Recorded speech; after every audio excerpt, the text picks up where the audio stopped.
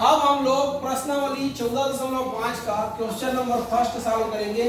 Question number first क्या है, देखिए दो समकेंद्री, समझ में आया, वृत्तों की त्रिज्याएं क्रमशः 9 सेंटीमीटर व 12 सेंटीमीटर है।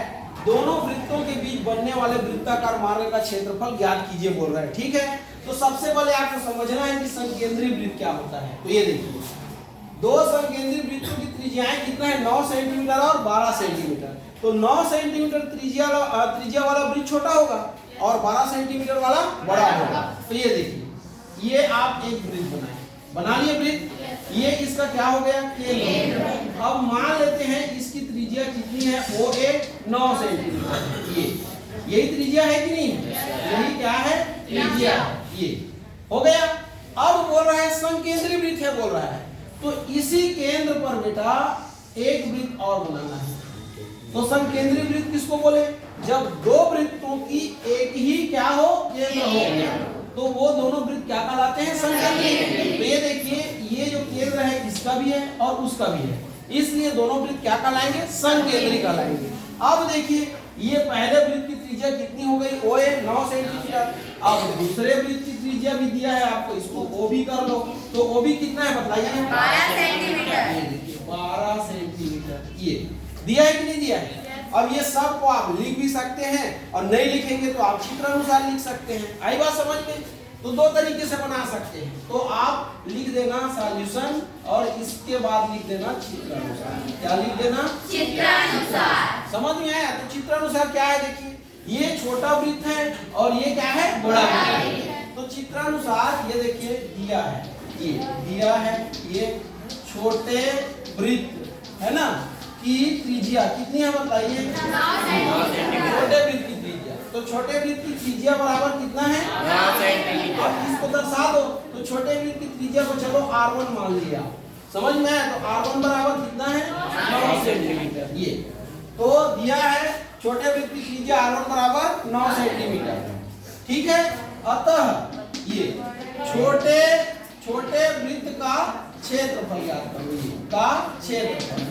तो वृत्त का क्षेत्रफल क्या होता है, बराबर पाई है कि नहीं। अब त्रिज्या को R1 माने हो ना, तो R1 का स्क्वायर हो जाएगा। ये होता है क्षेत्रफल का सूत्र वृत्त का, पाई R स्क्वायर। लेकिन यहाँ R1 माने हो तो क्या लिखोगे, पाई R1 का स्क्वायर। और इसकी इकाई क्या होती है, तो वर्ग की इकाई। तो यहाँ वर्ग सेंटीमीटर आएगा ना। अब मान को रख दो, तो मान कितना आएगा बताइए, मान कितना आएगा, 22। ये पाई का मान रखोगे, नहीं रखोगे परवीस चलेगा और रखोगे परवीस चलेगा। अब लास्ट में भी रख सकते हैं, पाई का पाई लिख दो चलो अभी। ठीक है, अब R1 का मान कितना है, 9।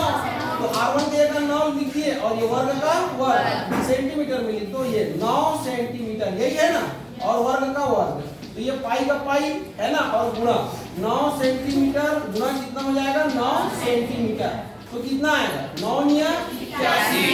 फिर पाई को लिख दो ये, और सेंटीमीटर सेंटीमीटर वर्ग सेंटीमीटर। तो ये क्या है बताइए, छोटे वृत्त का क्षेत्रफल, यही है कि नहीं है।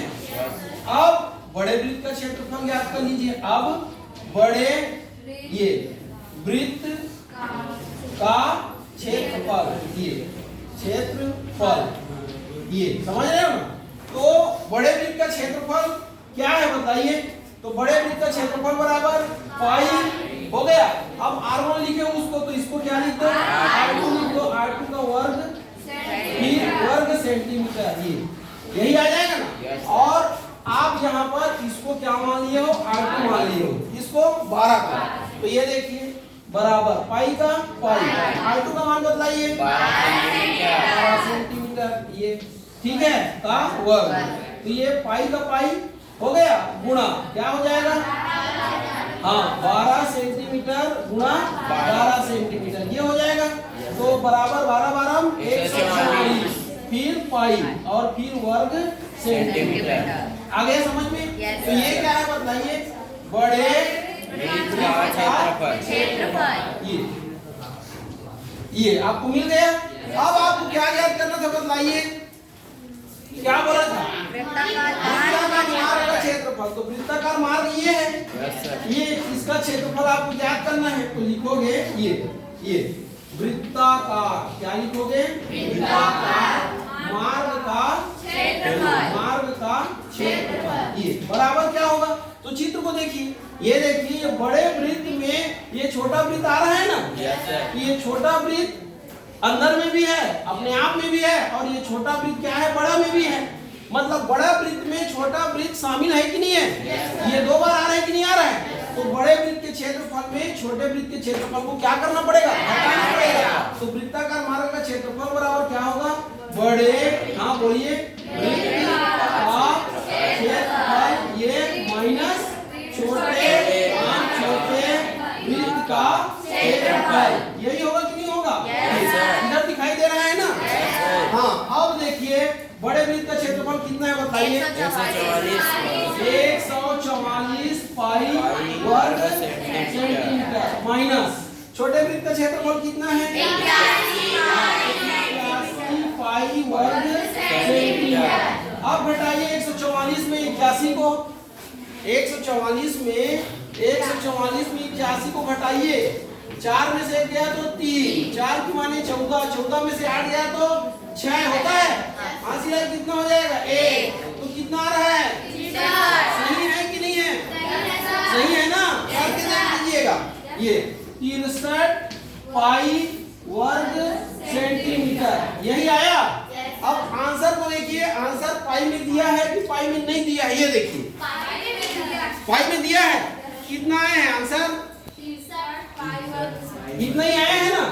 तो आप क्या करेंगे, इसी को लिख देंगे, ये वृत्ताकार ये मार्ग का क्षेत्रफल, ये कितना ही आंसर आया है ना? कि नहीं दिया है?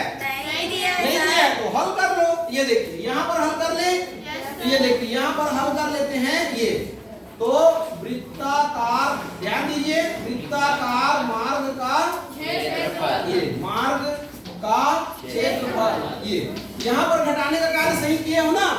इसको घटा के देख लीजिए आप, तो कितना है आपका? 63, ये देखिए पाई वर्ग सेंटीमीटर, यही है ना? तो ये देखिए 63 का 63 गुणा पाई का मान 22/7। अब 7 से इसको घटाइए, 7 एकम 7 का पहाड़ा पढ़िए, 7 नहीं है, 7 या 63 ये होता है कि नहीं होता है? तो क्या हो जाएगा?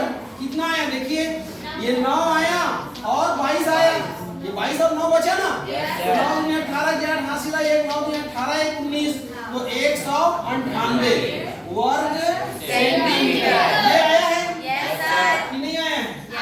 आंसर लिखना होता, ये वृत्ताकार ये मार्ग का क्षेत्रफल, ये कितना होगा? 198 वर्ग सेंटीमीटर है। ये ऐसे लिखना पड़ेगा आपको। आ गया समझ में कि नहीं आया? ऐसे आपको सॉल्व करना है। क्लियर है सबको? हाँ, अगर आप यहाँ तक भी बनाते हैं ना, आपको फुल मार्क मिलेगा, कम नहीं मिलेगा। वो भी सही है, ये भी सही है। क्लियर? Yes sir.